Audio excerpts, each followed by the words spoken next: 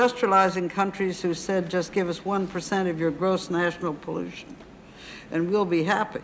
In other words, we'll be glad to have... Because, you know, they haven't got electricity in their villages yet, or drinking water. Yeah. And when they look at it, they feel that pollution's just something we've got, because we've got too much of things, and they haven't any because they haven't enough. The first time you have electric lights in a village.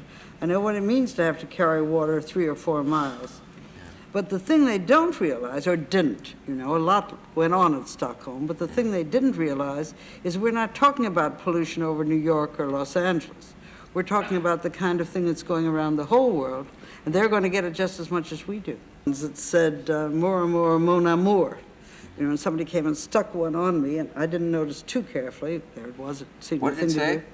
More and more mon amour. You know, it was a takeoff on Hiroshima mon amour, and that's the name of the island. Yeah. And just that minute, I was called out to do a satellite bit for New Zealand, which is just the spot that is most concerned about all this. So suddenly the camera came in on my button.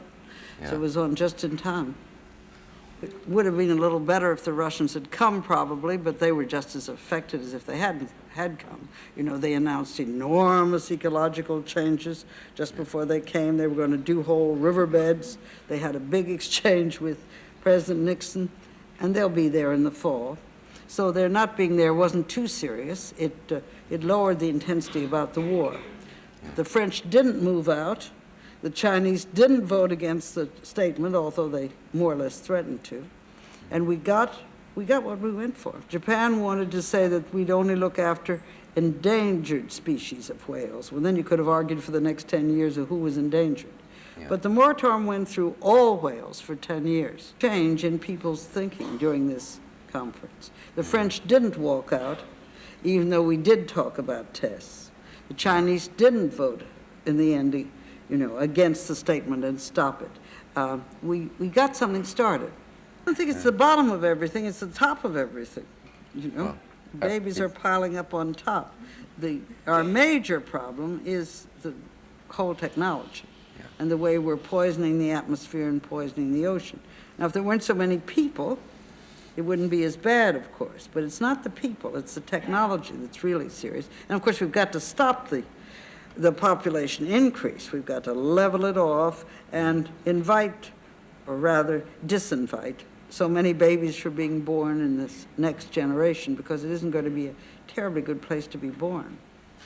Maybe that was true at the press conference, and the United States spent a good deal of time on its image, partly because it had a very mixed delegation, and you couldn't count on anybody's image being exactly like anybody else's.